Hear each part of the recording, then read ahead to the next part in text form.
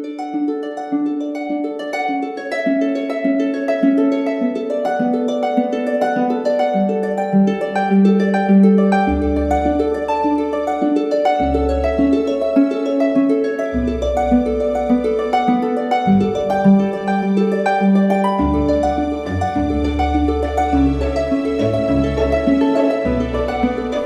morning. Good morning. How are you today? Today is August 4th, 2022. My name is Patrick Ferguson. I'm with the Taylor Historical Society and the Taylor Historical Commission. Back in our archives, as we were going through them a few years back, we found 50 cassette recordings. There was a lady by the name of Sonia Prey that worked for the city treasurer, and then she was a local historian buff. And she went and interviewed people throughout the city. They were actually township people. They were going way back years. A lot of the conversations were with supervisors of Taylor. Some of them with city officials. One of them, quite interesting, was with Chief Sitting Bull's grandson. And the grandson lived in Taylor here for a while. A number of prominent people there, and Mayor Trolley, Alexander Papp, and so we liked that idea of interviewing people to find out about the history of Taylor. So we decided that we were going to start and resurrect that program, and we came up with a Casual Conversation With series. Our first one in September of 2019 was with Judge Nisita, retired Judge Nisita, and that went well. We had it at the Taylor Community Library and invited the public to it. Our second one was with, excuse me, our second one was with George Guth. He was our local historian, and that was in November of 19, and that went well too. We made copies of these and we gave them to the Taylor Library, so if anyone wants to check these, check them out. They're at the Taylor Library. Also, those 50 cassettes, we had one of our fellows in the Historical Society by the name of Jim Berenger. He's our tech man. He digitized all those conversations with and put them on a cassette, or on a jump drive, and a cassette, I believe, and they're available at the Taylor Library as well. So you are the third in our series. Because of COVID, we had a little delay in that, but we're really happy to get back with this series, and we're really happy to have you with us. Thank you. Today's interview, the third in our series, is with Dr. Virginia Sheppard Lapham. I would like to welcome you. And you're a former resident of the city of Taylor, a distinguished educator and a humanitarian. You've traveled throughout the world, and you've earned 2 master's degrees as well as your PhD. This interview is going to become a part of that oral history series. And as I understand that your roots are really deep in southern Appalachia. But in spite of your mother and your father coming from that area, you've experienced an amazing life's journey. I understand your father spent some time in the U.S. Navy and on the USS Olympia. Can you tell us a little bit about your father's military career? Sure, and I'm going to make just one slight correction to what you said. Good. When I grew up, this was not the city of Taylor, it was That's Taylor true. Township, Yeah, right? that's true. So it was pretty rural when I was growing up.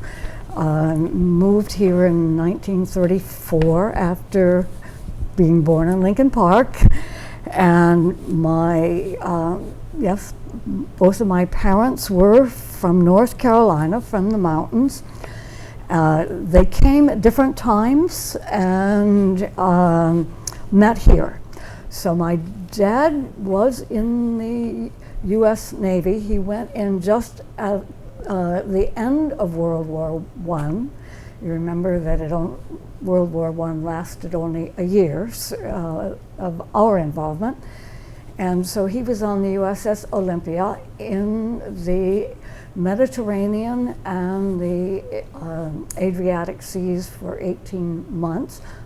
My dad had worked on the ship in the boiler room, and so was really just stoking coal in the fire, in the furnace, to make the fires that enabled the ships to move around. So anyway, he got a job at the Ford Rouge plant in the powerhouse and worked there the rest of his life. Yeah, So what brought him from North Carolina, and what brought your mom from North Carolina to the Detroit area? Well, my dad, I think, probably came for the job of working in the factory. Henry Ford was paying good wages at that time. My mom was 10 years younger, so she came in 1925 when she was 16 years old.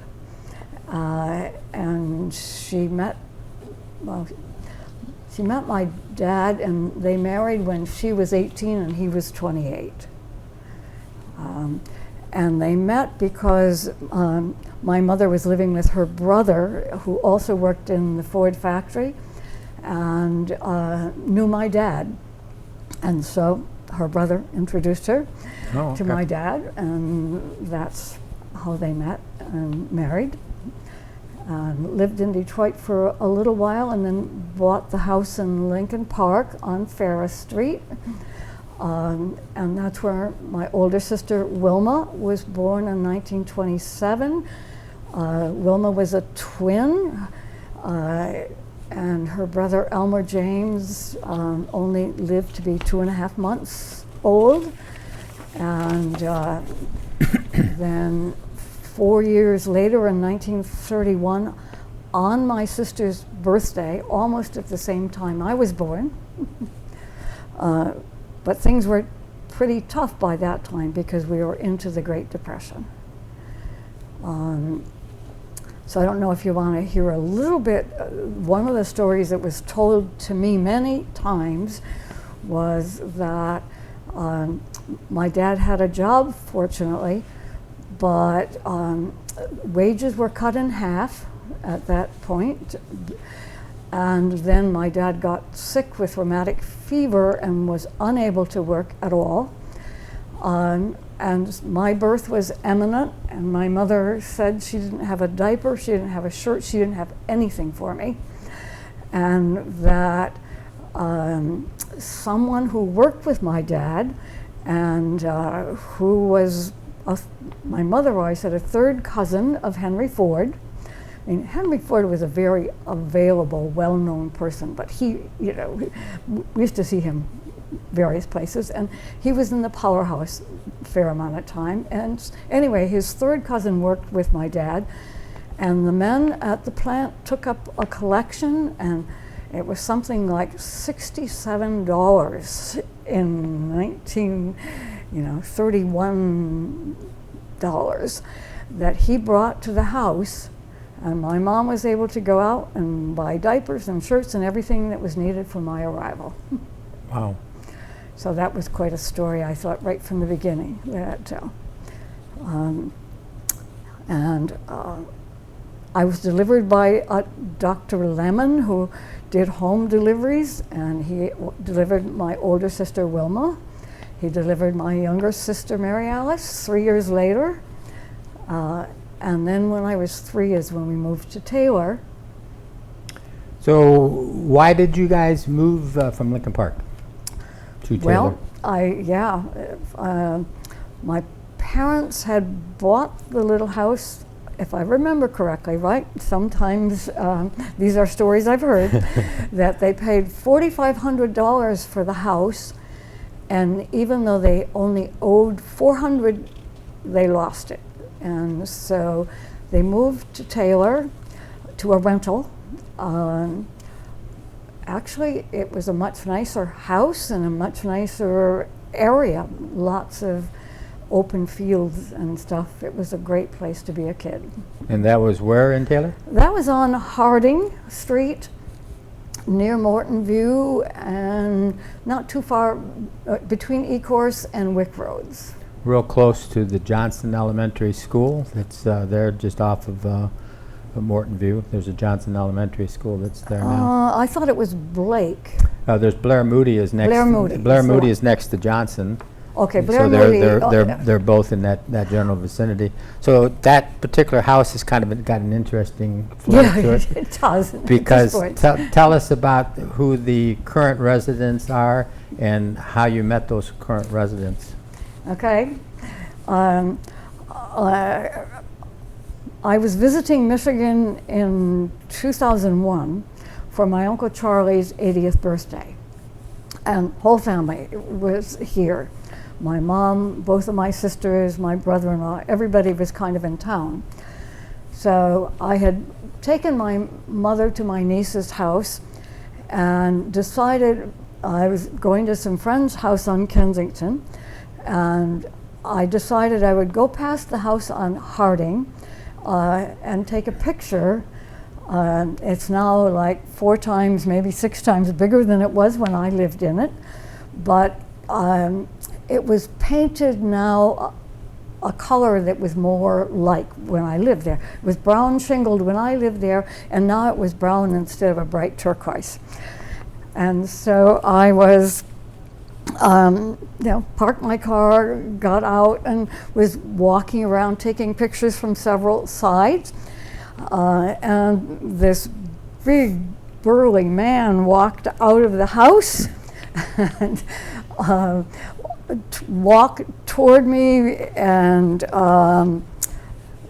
asked me what I was doing.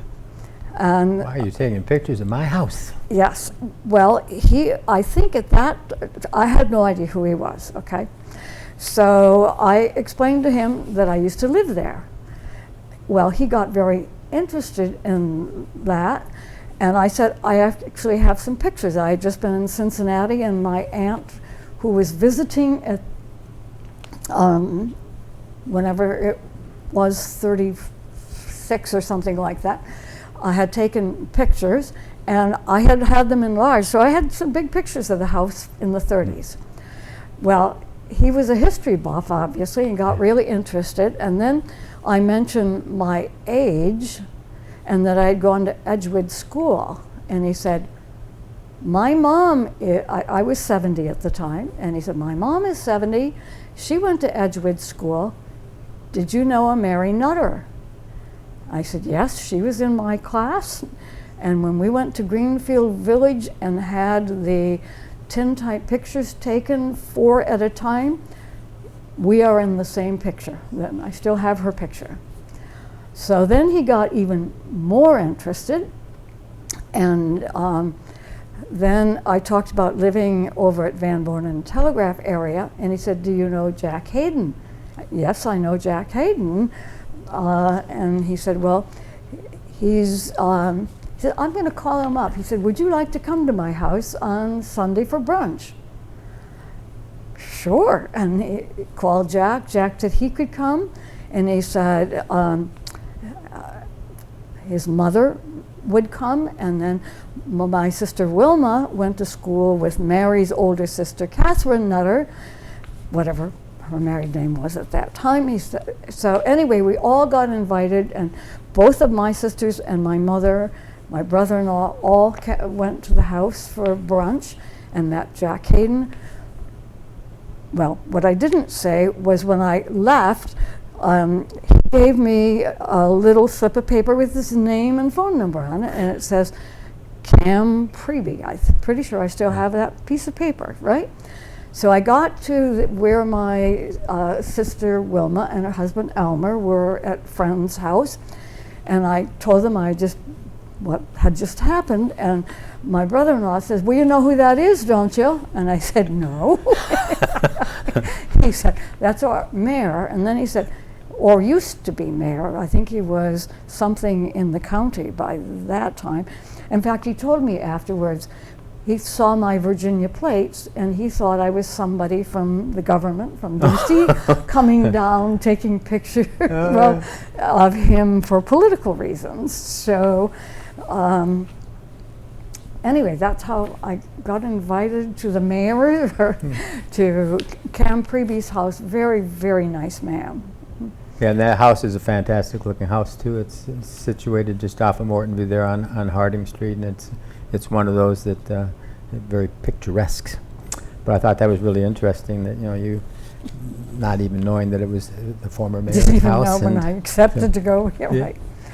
So in 1937, your family moved from that rental house to Cooper Street. Tell us a little bit about Cooper Street and what part of town that was in. Yeah, well, you're going to find out I moved several times. All we stayed in Taylor Township. There you go. Yeah, our next move was at Telegraph in Pennsylvania, right behind the Baptist Church at 16802 Cooper, at a yellow two-story house that's no longer there. I suspect it was the parsonage, but maybe they didn't need it or whatever. It's the only house in the area.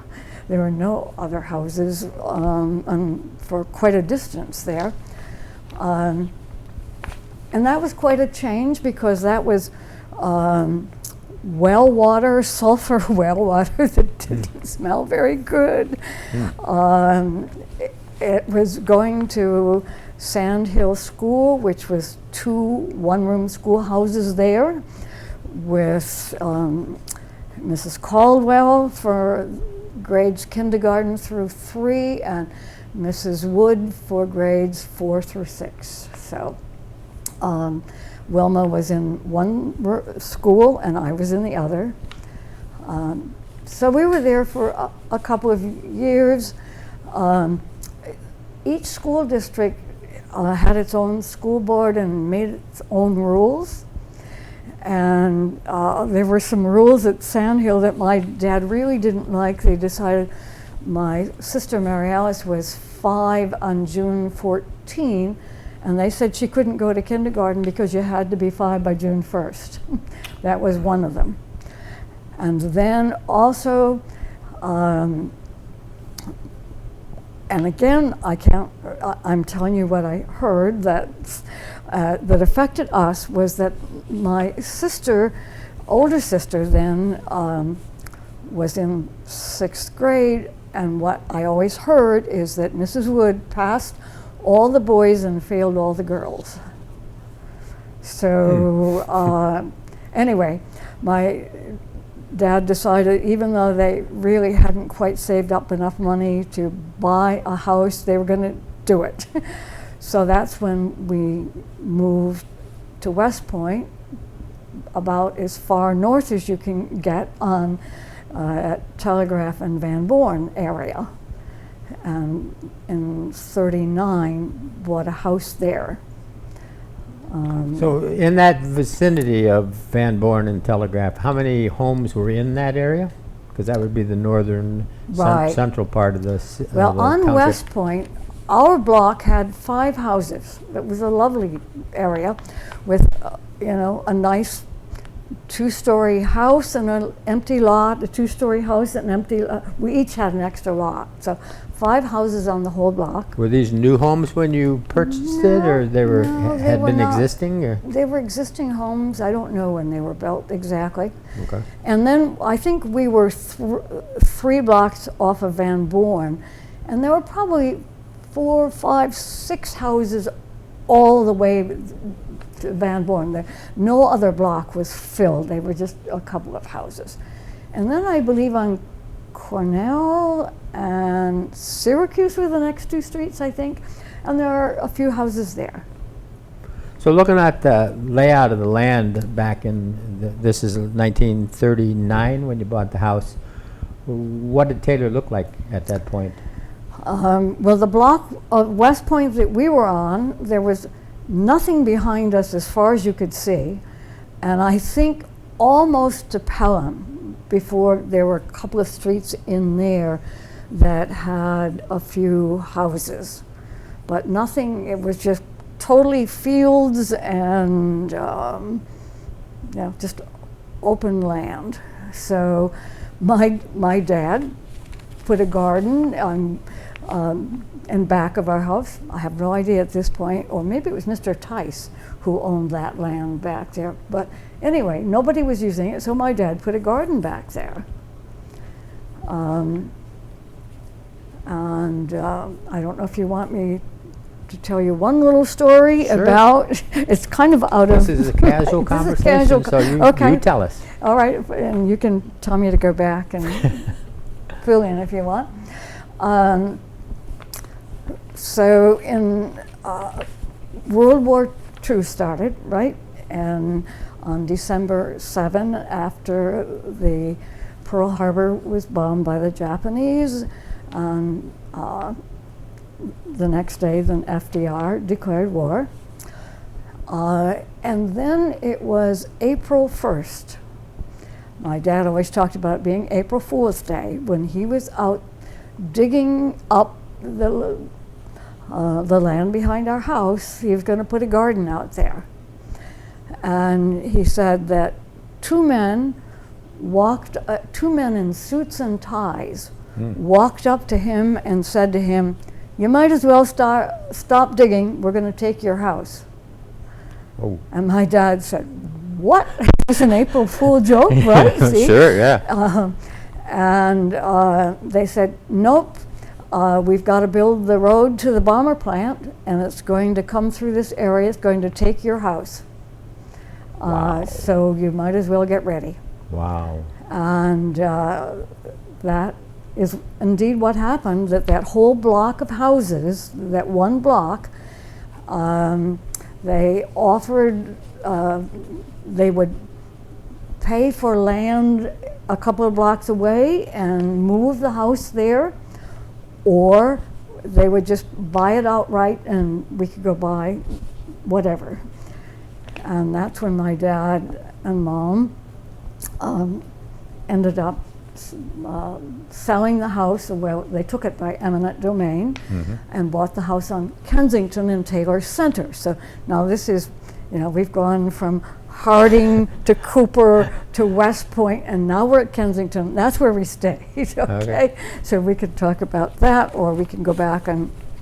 So you moved to the center part of the city or the township at that time, Harding, and then you moved south all the way to Pennsylvania, and now you're all the way north to almost to Van Born. Now then you're Kensington, Central. back in the central part of the, wow.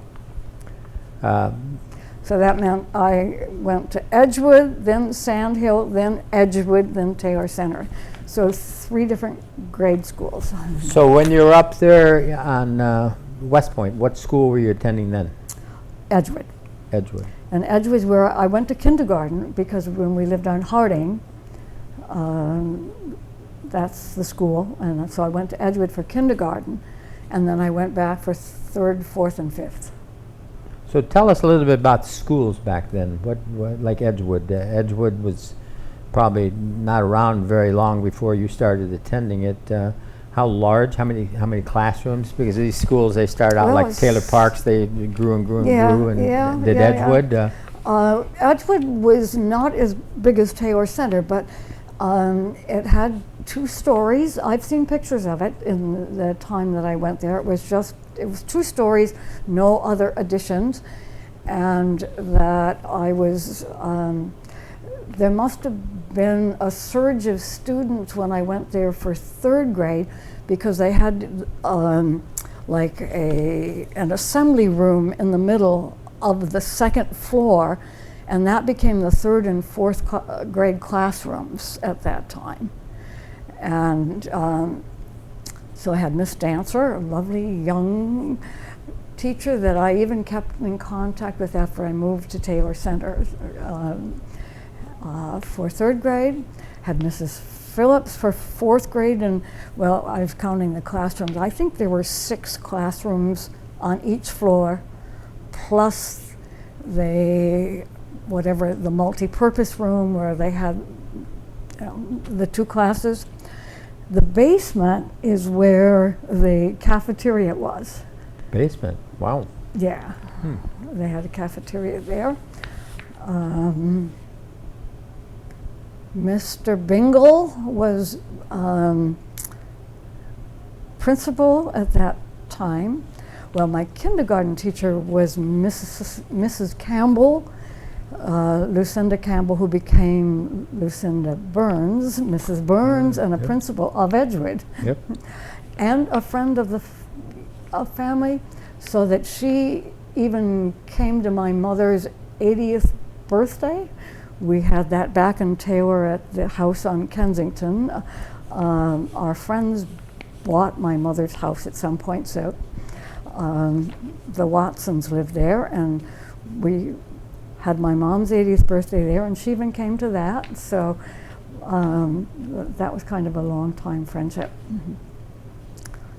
Okay, and then we, really watched. Our house was the last one in the block to go down.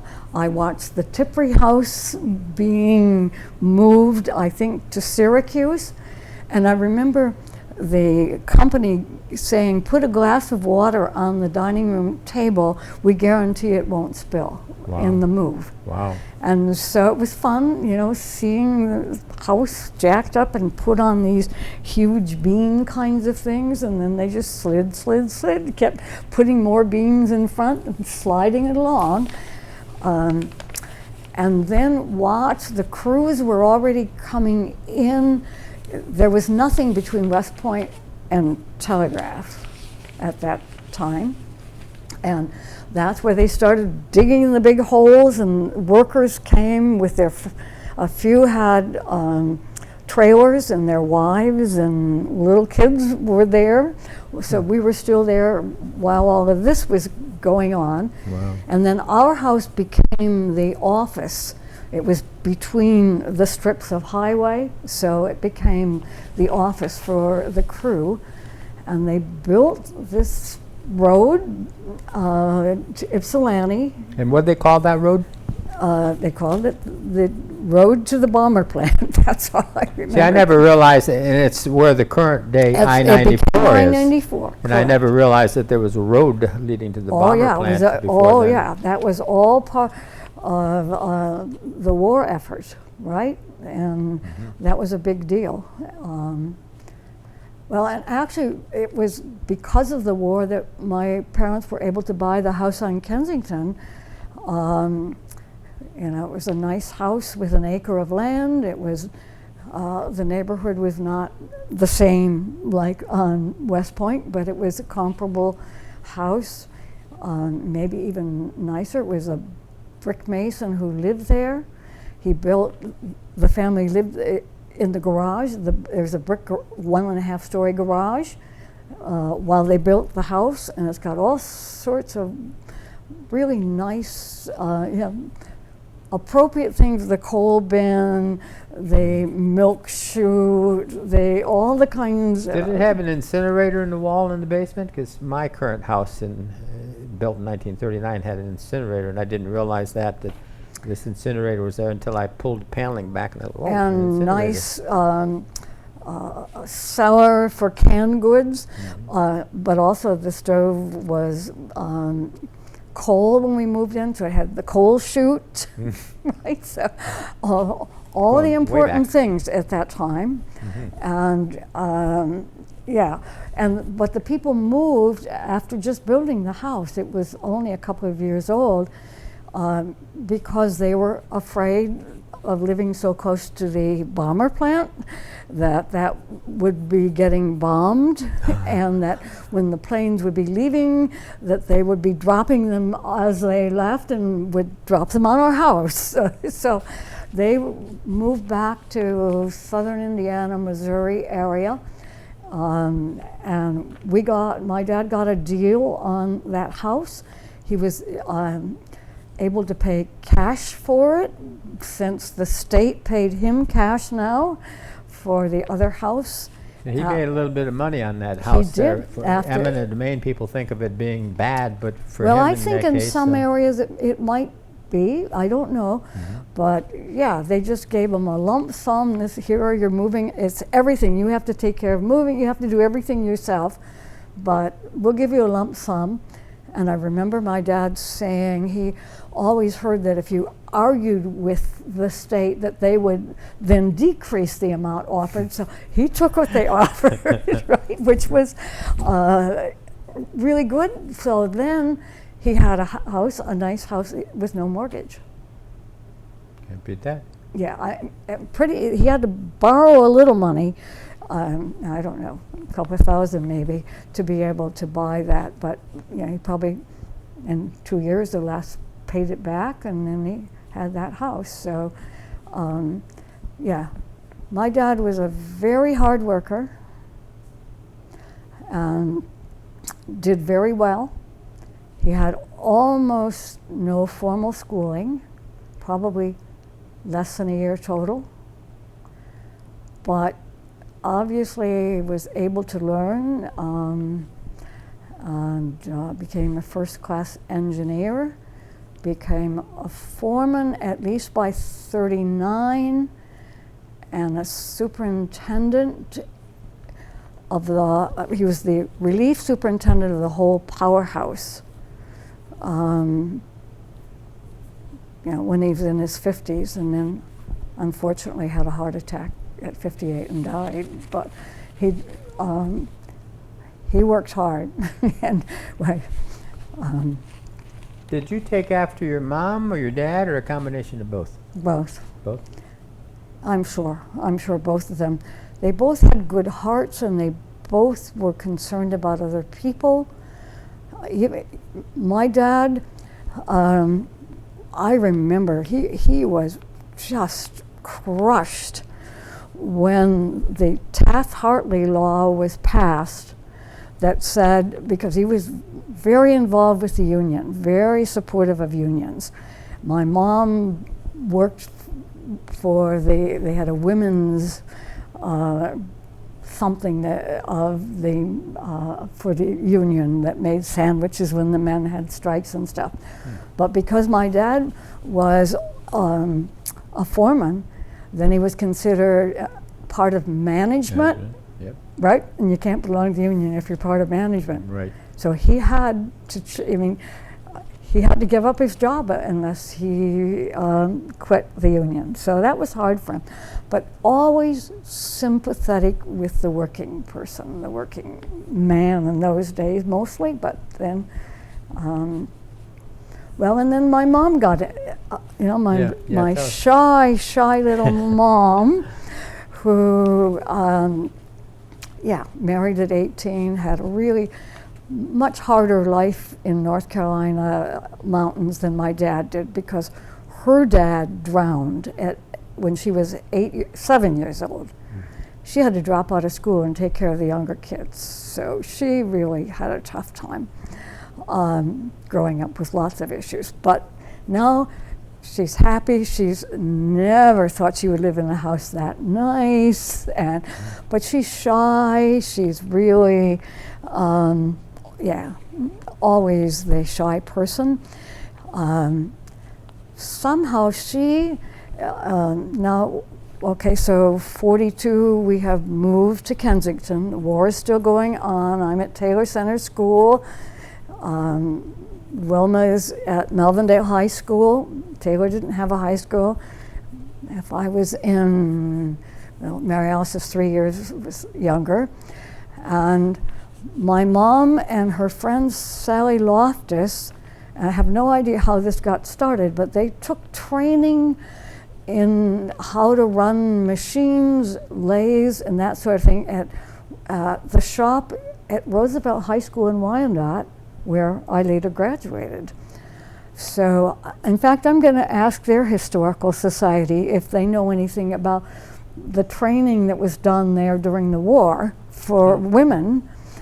And I don't know, several weeks anyhow. And then my mom and Sally Loftus got a job out at the bomber plant.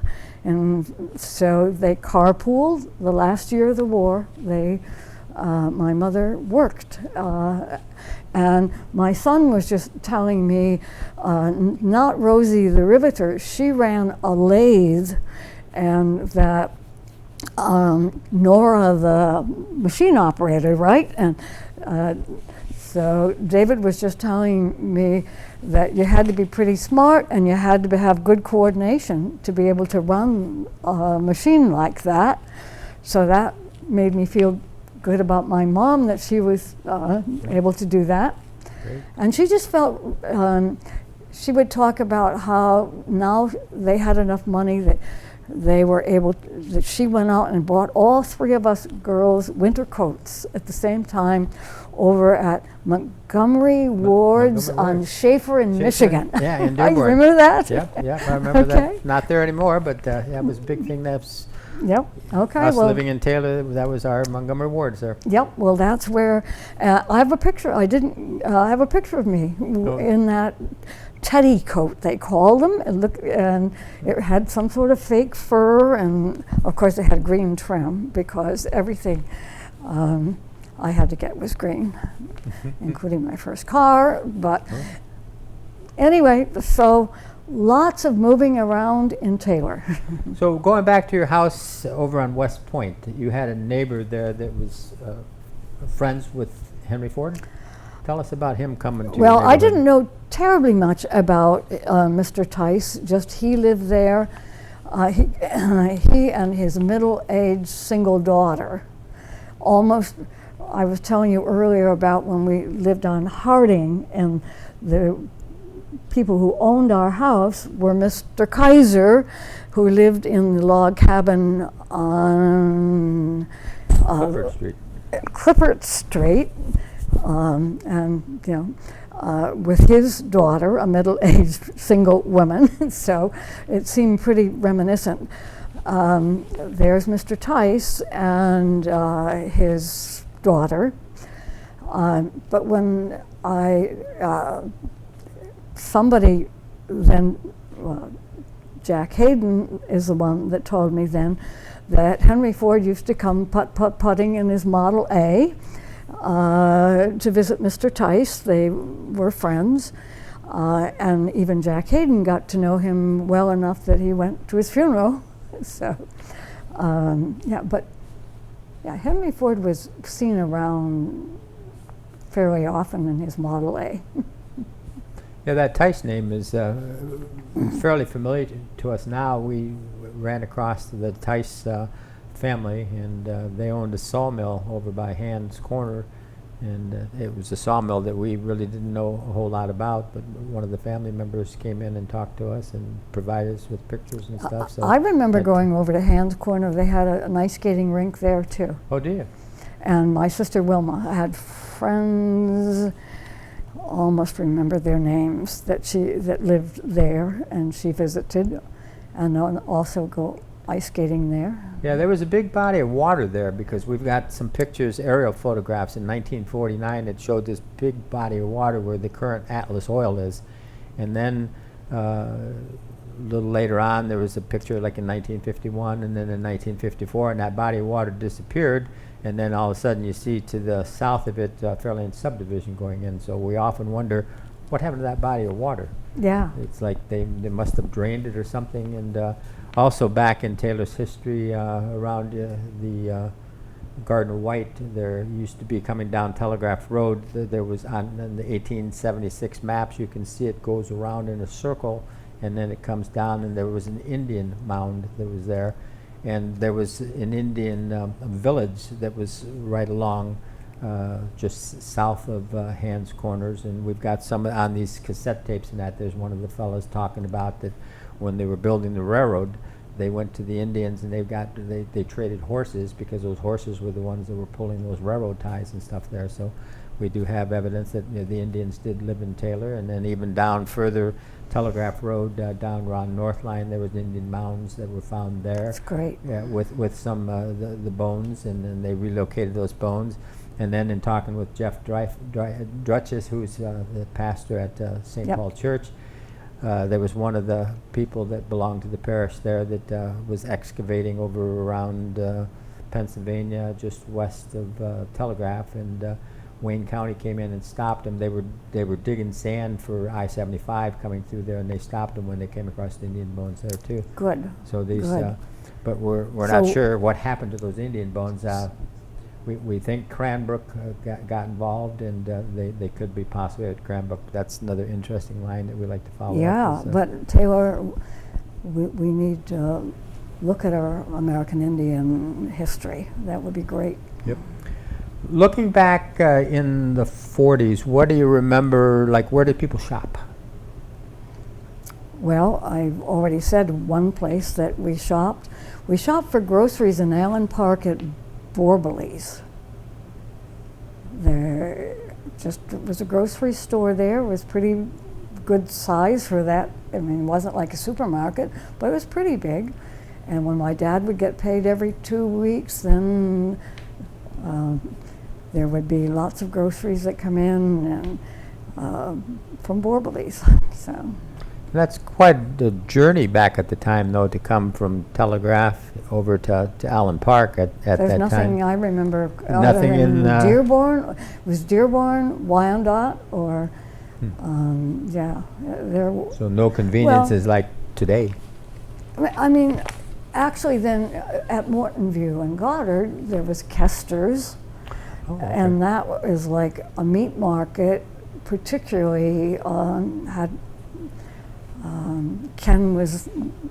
Kester was the butcher. He belonged to St. Paul's. Okay. The whole Kester family did.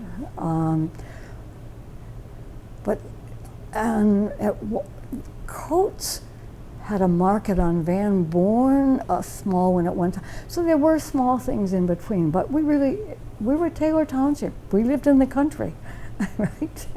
Yeah, at Taylor Center, the crossroads at Telegraph and Goddard, that was where the Coates General Store was at the corner there, and you happen to know one of the relatives in the Coates family. Tell us a little bit about Bev.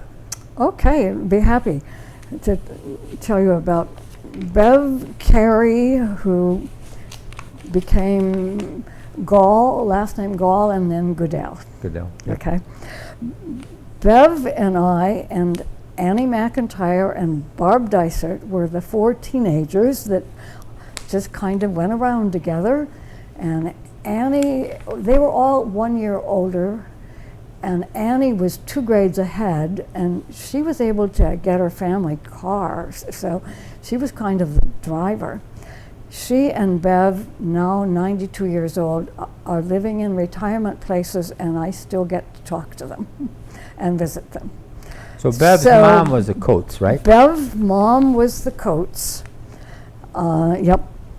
And so they had this store and where they lived and everything right on Goddard, just between St. Paul's Church and the corner of Telegraph, right? That's where they were. Mm-hmm. Yep. And I only know about this from Bev or you or people because by the time I moved to Taylor Center, it wasn't there anymore. So I remember it specifically. Yeah, St. Paul was just a couple of lots down, and St. Paul used to have their chicken dinners upstairs in the Coates General Store, yep.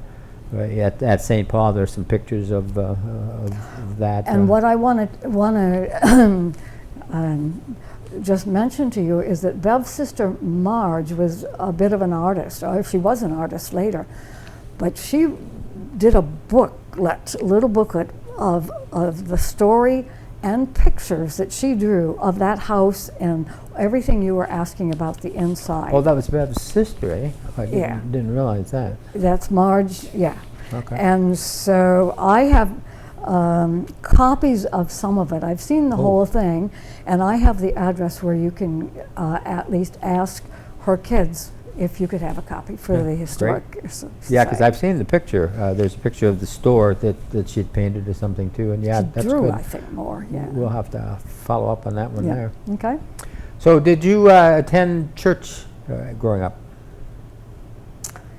Yes. And I was the good kid. Right. When we lived on Harding, actually, my mother started going to the church at Telegraph and Pennsylvania. I'm pretty sure that's how they found out about the house to rent. oh, okay. And then we lived there. We went to that Baptist church with Reverend Green. Remember him? My dad did not. I remember Reverend Green coming to our house and saying to me, "We're going to need a team of elephants to get your dad into church," something like that. When we moved to West Point, a Mrs. Knight and her husband had some kind of church service at Edgewood School that my mom attended, and I'm the only, I was always the good kid, right? And the goody good, probably. And so I would go with her. And I was telling somebody just recently that the Knights had this great big black car they drove, and well, you'll know the era. Well, I remember them stopping one time in front of our house on West Point, and they had a big sign, I think it was in the window actually, that says, "No third term." And I thought, I bet you my dad's not very happy. My dad was a staunch Democrat, right? So, anyway, and when we moved to Kensington, initially went to the Baptist church across the street from our house, Taylor Center Baptist. Okay.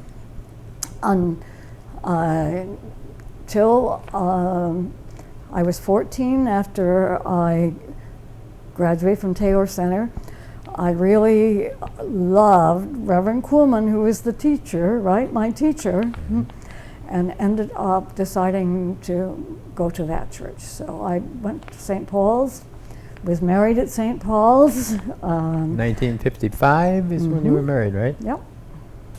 Okay, by the time I met my husband, I was a teacher. So somehow I got from 8th grade at Taylor Center, went to 1 year of high school in Malvindale because that's where the buses went. And then the next year they started going to Wyandotte to Roosevelt High School. So I went 3 years to Roosevelt and graduated from Roosevelt High School in Wyandotte. They had busing at that time to get you over there to Wyandotte? We had to go early so the buses could get back to get the elementary school kids. Yeah, Taylor schools consolidated just, you know, at least by 44, it might have been 43 is when, because I remember when I went to enroll at Roosevelt, and they asked me about the school district I was in, and I was able to tell them about the consolidation. Said, you know, Taylor has consolidated now, and so we're all one. So sometime before that. And yes, the buses had to get there early, and when it was snowing or rain or whatever, sometimes they would sit there a little bit to let us stay out of the weather. But they had to get back to pick up the kids from elementary schools. So it was only from 46, the high school, Taylor Center High School opened in 53, right? Just as I graduated from college, because I had a junior Girl Scout troop that met at Taylor Center High. And but they started just with the 9th grade, as I recall, the first year, and they just added a year since. So they must have continued, you know, maybe till 56, maybe 10 years total that I think 57 was the first graduating class out of there, so the 9th graders. Well, so anyway, it was maybe about 10 years that Taylor kids went to Roosevelt High School. Okay. And you know, as I've said, we were kind of looked down upon as being from the country. And, did you notice much difference between Wyandotte and there? I mean, were we really the country? Yeah, we were. Really? They were the melting pot. I mean, you know, you have the Italian kids, the Polish kids, the Irish kids. They had lots of pockets of that sort. But we were a good mixture. And, you know, Taylor has been a good mixture forever, I think. And, you know, as I've talked to my friends who are still around, and, you know, Bev's family, her father came from England, and her mother from Germany. And Annie McIntyre's parents both came from Scotland. Norma Froelig's parents came from Hungary.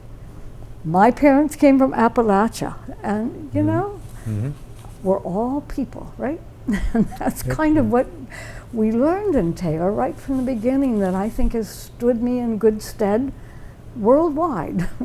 Yeah, so many first generations. Even in my family, my dad was the firstborn generation coming in his side. My mom was firstborn generation coming in from her side, and there we were the melting pot. And right, and you know, my parents just had a few years of elementary education and not high school. I was the first to go to college. I don't know why, but I did and insisted on, and wasn't the greatest student to start out, but you know, sometimes people just learn a little more slowly and get on board. But so now I've graduated from college. I'm teaching in E-Course Township number 7, which became Southgate, but at that time it was still E-Course 7. And I was their first speech therapist and first special education teacher. And the superintendent, George McCormick, had been 8th grade teacher at Taylor Center with my younger sister's 8th grade teacher. 2.5 years then, before I got married, I was speech therapist, and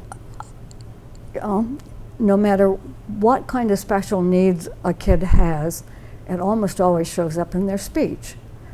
So I would get kids who were aphasic, kids who were autistic, kids who were all sorts of things referred to me, and these kids, some of them didn't even go to school because there was nothing that said schools had to educate people with disabilities. Oh. That became, well, my dad really taught me people are the same, and as he was foreman and superintendent, and there were as many, I don't know as many, but many blacks as whites who worked at Ford's. And my dad always said he treated everybody the same. He's a little crude about it. He said, if they did good work, he gave them praise, and if they didn't, he gave them hell. There you go. Yes. And I think I told you, even going down to North Carolina when I was 8 years old and going into a Woolworth store in Asheville, and I needed to go to the bathroom, and my mother took me down to the bathroom, and I see for the first time ever signs that say colored over the fountain. Something inside me, Taylor taught me equality. My parents taught me equality. I marched right over and drank out of the one that said colored. And my mother just says to me, "You better be careful they don't catch you," or some, sort of like her shy way. Well, that didn't say she disapproved or anything, right? So I became a real advocate, and still am, for people, being people. Great. But it took a little while more. So I'm teaching, I'm getting all of these kids referred, even visiting some of them who have been put in institutions like Lapham, and they're kids. And the county had a social worker that came once a month. And Betty says to me one day, "You know what you're doing is social work, you should get trained." Right? So that's when I already had started at Wayne University of getting a master's in special education, and they had school social work at that time. So that was my first master's. And that's when I met my husband. He had graduated from the University of Michigan and was working for the Wyandotte Co-op. A really strong belief, again, in equality. That was kind of one of our things that we admired about each other right from the beginning. Then we were married and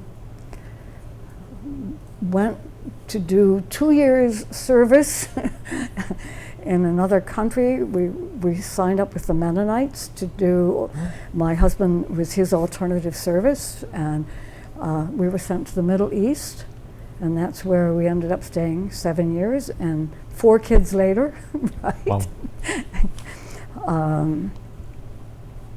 Tell us a little bit about your children.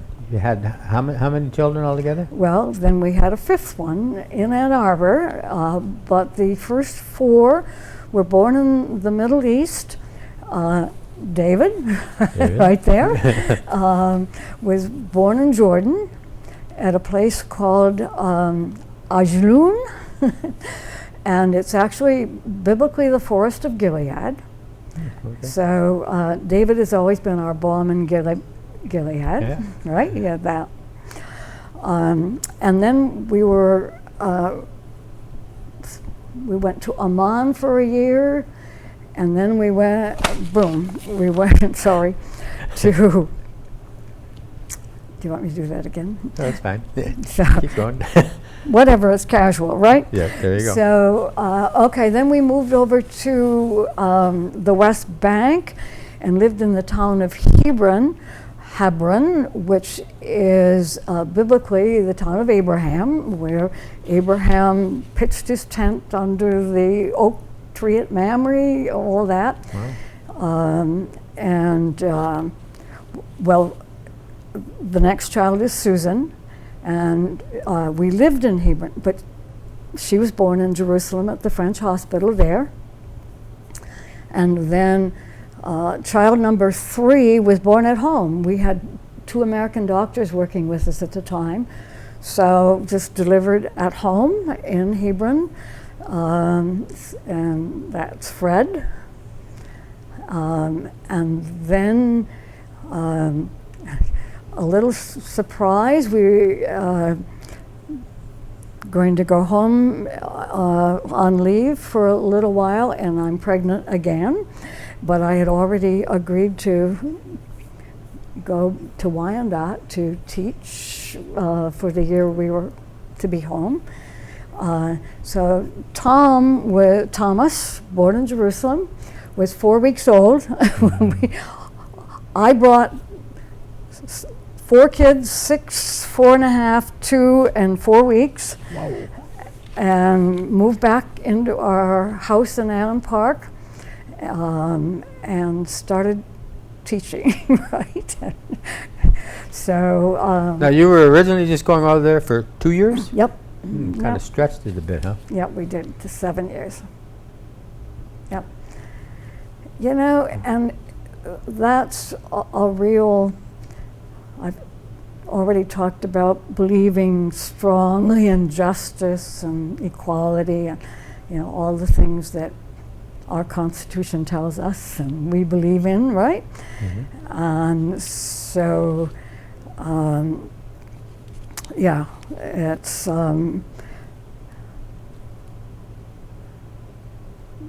one of these things that, you know, just I believed in and still do. So what do you remember most about Taylor forming you? Well, I think what I was saying a little bit earlier about, you know, my kindergarten teacher and my 8th grade teacher were super, just superb. And these teachers, all of them, had good qualities, and I'm pretty sure in World War II, anybody with any kind of a degree, a 2-year degree of any kind, was hired because, you know, there just weren't teachers. Right. So, but I told you how Reverend Kuhlman really just made us think for ourselves, and how he just said, how are you going to prepare yourselves for the future? You know, we're in 8th grade, and we spent a long time guessing and putting forth all the ideas we had, and he would just keep listening and say, and what else, and what else, and he finally said, the only way you can really prepare yourself for the future is change. Prepare yourself to change.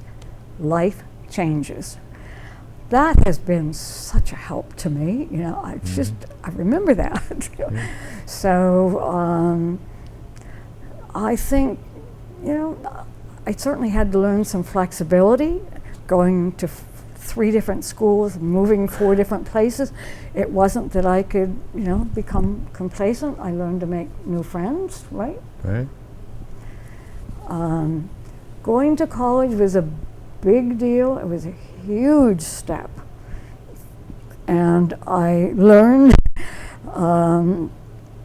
well, you know, having parents from Appalachia, and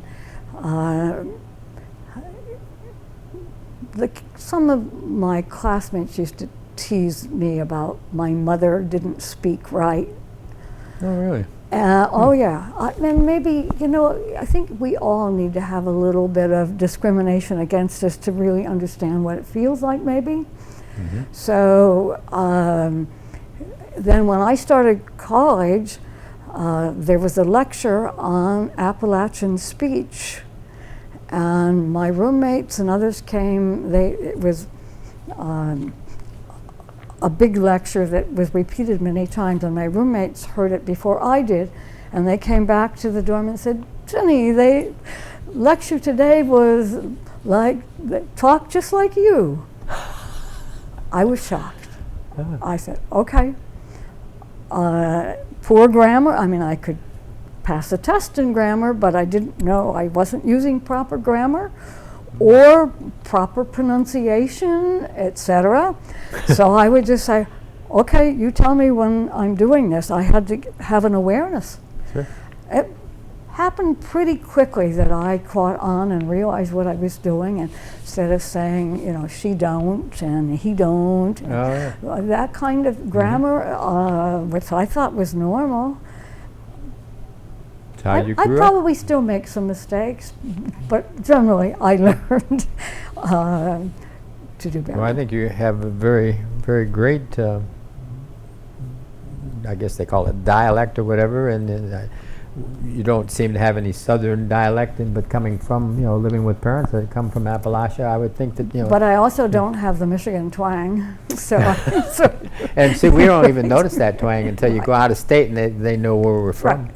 So yeah, I'm in between. Yeah, and then living around the world, people even think I'm from England.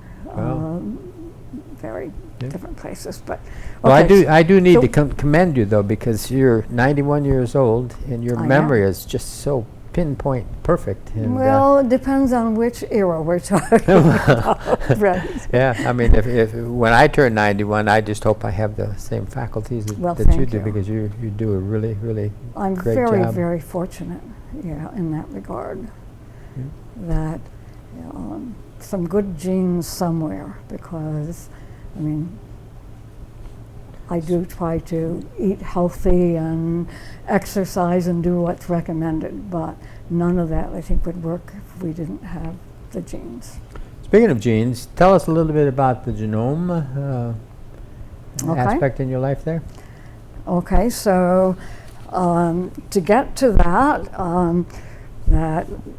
Bob and I spent 7 years in the Middle East. We came back. Bob went to grad school to get his PhD. We had our 5th child. We went to Morocco, where Bob did his dissertation research. Came back again here, and then went to Tunisia. And then our youngest child got ill, and that kind of stopped our overseas work. I had to bring him back to the hospital, and Fortunately, he's fine. He's a surgeon today, but one would not have guessed that during those tough times. And so Bob finished his PhD, was an international demographer. We moved we were 10 years in New York after we got back from overseas. Then Bob went to work with the National Academy of Sciences in Washington, D.C., so we moved to D.C. And that's actually when I got my PhD. I had 2 masters before that.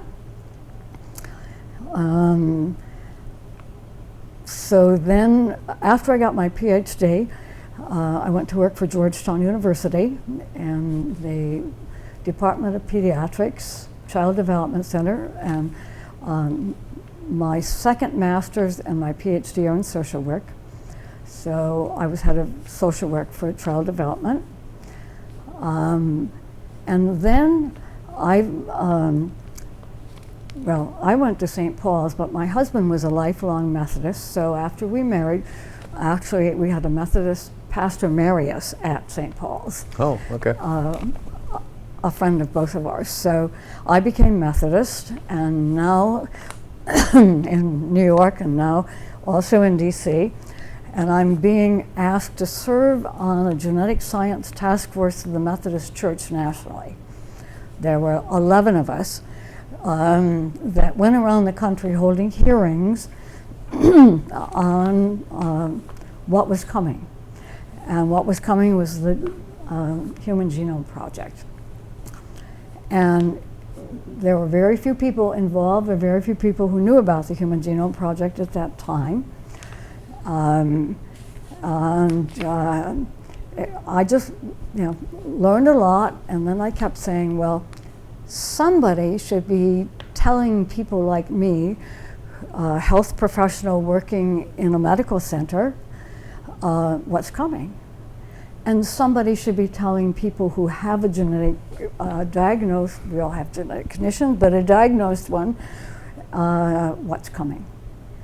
And kept saying that, and kept saying that. And when the Human Genome Project was passed about 88, I think, something like that to come,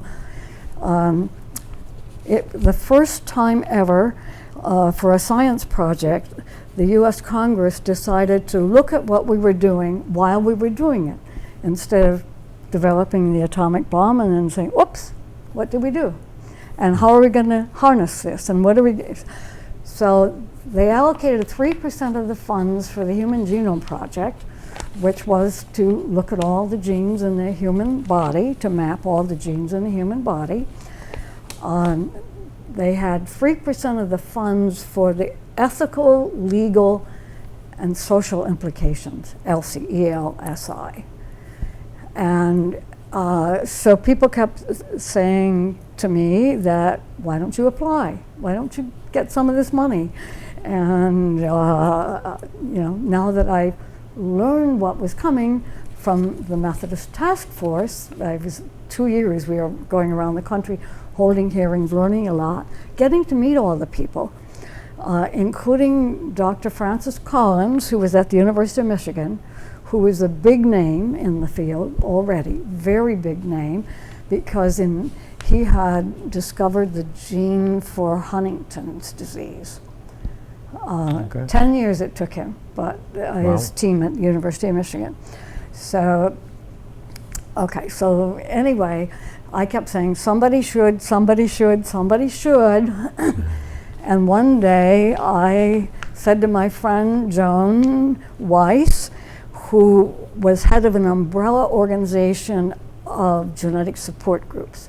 So people with Huntington's, people with diabetes, people with Downs, anything you can name, there's a support group for that out there. Mm-hmm. And she was in charge of that. So we went together and applied for a grant from NIH. I think it was the third time we applied that we got it. And so spent 8 years, 4 years, working with medical centers around the country on teaching them what was coming. And then the next 4 years were with professional associations. The Association of Social Workers, Psychologists, Occupational Therapists, Physical Therapists, Speech Language Pathologists. I've forgotten one, there were 6. And we then brought professors to Washington for 5 days of intensive training. We went out to their headquarters to teach their national staff what was coming. We went to conferences and stuff and did workshops for their practitioners. So very involved. Also, we were doing research at the time, doing interviews with people with genetic conditions. And that got published in Science, at least one of the most prestigious scientific journals. Okay. And that put us on the map everywhere and enabled us to influence Congress even to, we found out that people with genetic conditions were being discriminated against by health providers, employers, and what a life insurer is. At least they were perceived that way. And so anyway, it got published, it got front page, it got headlines everywhere.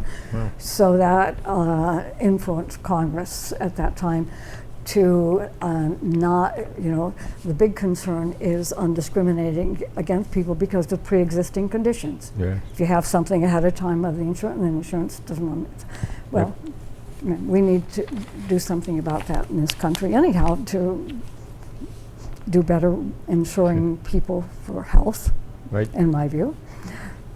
So anyway, that's how I got very involved with the Human Genome Project, and that just became a main thing I was doing. Before that, I'd been doing social work with families of kids with genetic conditions or chronic illnesses, and now I'm functioning at the mega level instead of individuals. So yeah, that became the biggest deal. I mean, I've skipped over some things where, I got very involved, as I've said. Definitely, I mean, there is no such thing as race in genetics.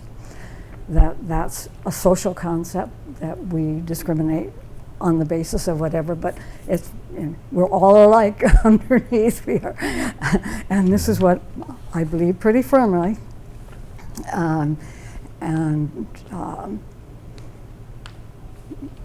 So I don't ask me some more questions because Well, I think you've done an excellent job. Your career, starting out in Taylor and advancing all those years, you've led a very, very well-rounded life, more so than most people. And your education is immaculate. I mean, you've come all the way from our little schools in Taylor that were back in the 30s, were not very big schools, little one-room schoolhouses in some places. I've got to commend you. You've got your life sounds like it was such an interesting life and long life too, and that's great. Yeah, of course we never know that until we get there, right? Yeah, right. Very, very fortunate. But certainly been very concerned about peoples of the Middle East ever since we worked there. It's two populations that are very, very much alike. They're both Arabs and Jews. The Israelis are Semites.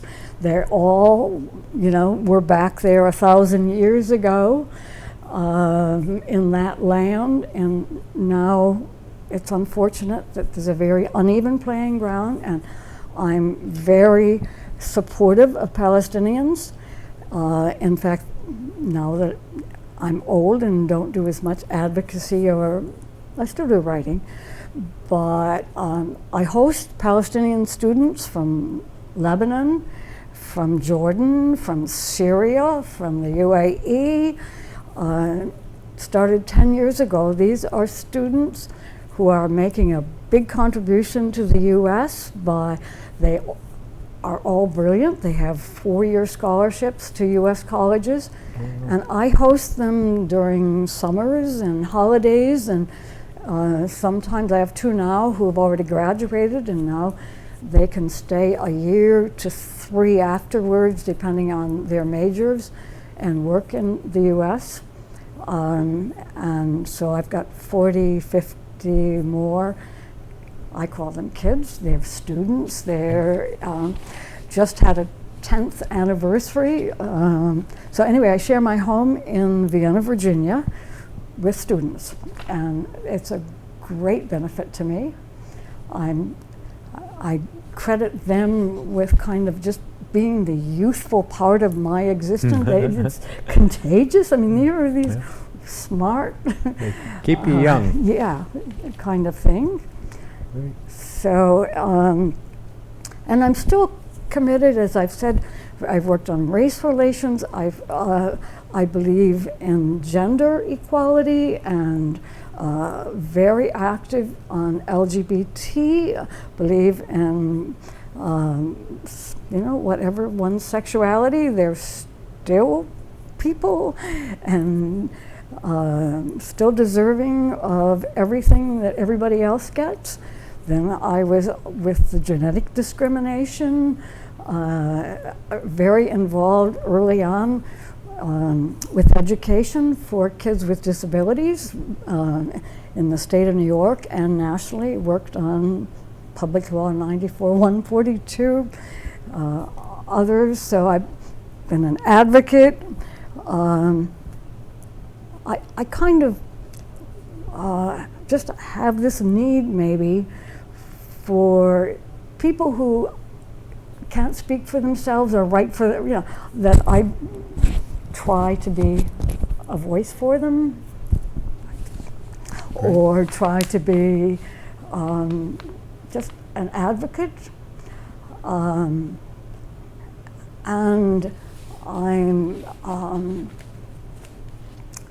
I just think people all over the world are the same. I've gone from Taylor, where there were some people of different kinds here too. Sure. That I learned that, and I just believe, that loving one's neighbor is key to in almost all religions. Believe in that, and so love and compassion, and we're all the same, and we're not going to have world peace until we kind of work on that a little bit more. Well, on behalf of Taylor Historical Society, I'd like to commend you, and I thank you very much for participating in our casual conversation series, and hopefully it wasn't too hard on you. And thanks for coming in from another Virginia. Taylor kid, right? We're both Taylor there kids. we go. Yep, yep. So, Been here since 1956. You were here a little earlier than me, but thank you very much. You're very welcome. Thank you.